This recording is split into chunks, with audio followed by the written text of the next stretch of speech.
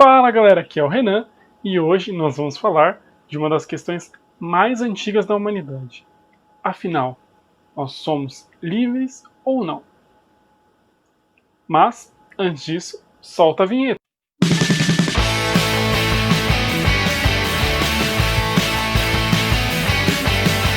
Para falar sobre esse assunto, eu vou utilizar a perspectiva de um dos filósofos mais importantes da fenomenologia, que é o Maurice Merleau-Ponty. Ele nasceu em 1908 e ele foi um dos filósofos mais relevantes da sua época. E ele chegou até mesmo a lecionar no Collège de France, que é uma das instituições francesas mais importantes. Essa tese do Merleau-Ponty que eu vou falar sobre a liberdade, ela está no seu livro A Fenomenologia da Percepção e está no último capítulo desse livro.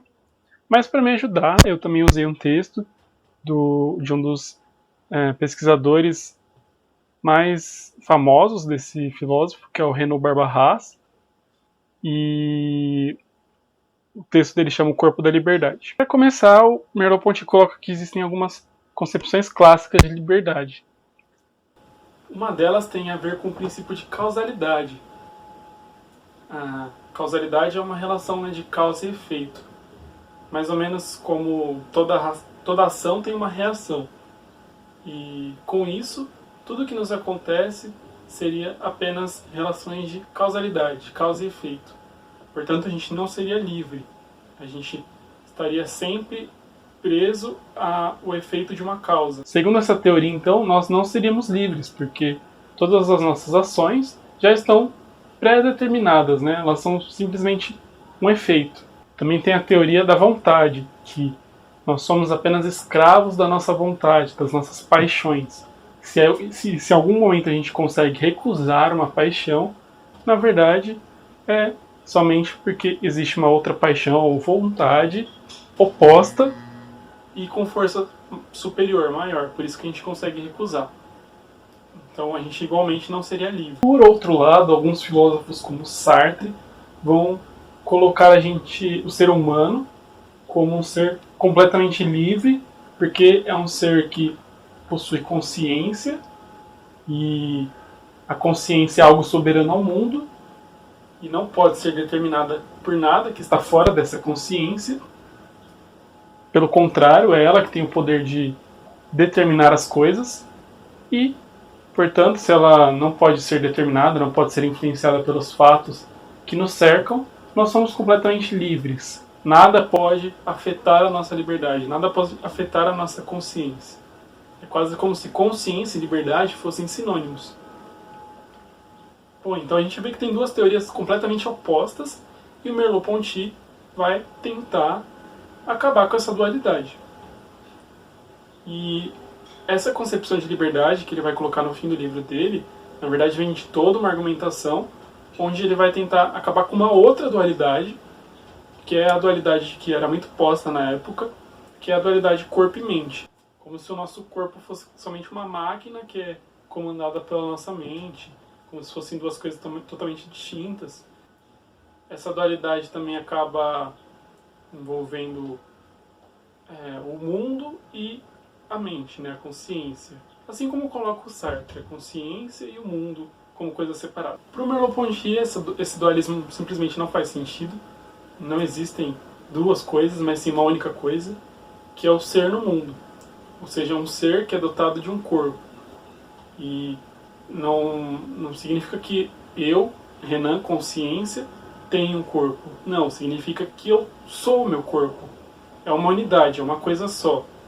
Ele chama isso de ser no mundo, o que significa que nós somos seres encarnados e atados ao tecido desse mundo, que a gente nasceu num contexto histórico, econômico, geográfico, com relações familiares já dadas, e tudo isso é prévio da gente e nós não temos como escolher isso. Porém, o diferencial para o Merleau-Ponty é que essas coisas já dadas, elas não nos determinam.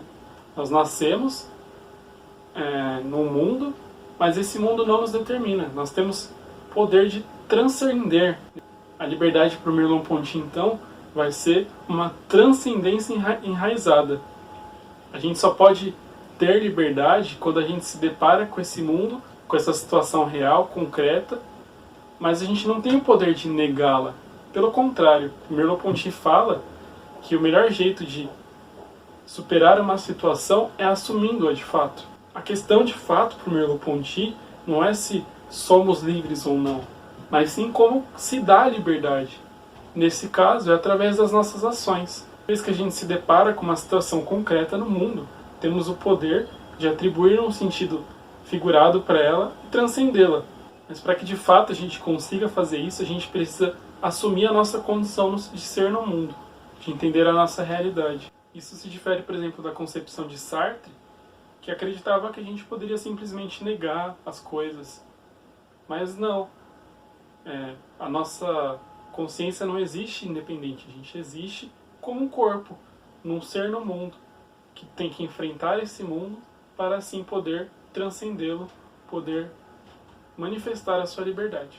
Bom, essa concepção que eu tentei tratar essa concepção da forma mais simples possível, sem manter todo o rigor filosófico e usar todos os termos que tornariam difícil a compreensão. Mas é legal a gente colocar umas coisas também. Essa liberdade seria algo que a gente pode chamar de uma liberdade existencial. Ou seja, ela não responde a alguns problemas. Por exemplo, até onde vai a nossa liberdade individual com relação à liberdade coletiva? Como funciona a liberdade vivendo em sociedade? Esses são problemas que a filosofia de Merleau-Ponty não vai exatamente discutir, pelo menos não nessa obra que eu estou citando no momento. E aí, galera, o que você achou? Manda aí a sua opinião. Você acha que nós somos livres?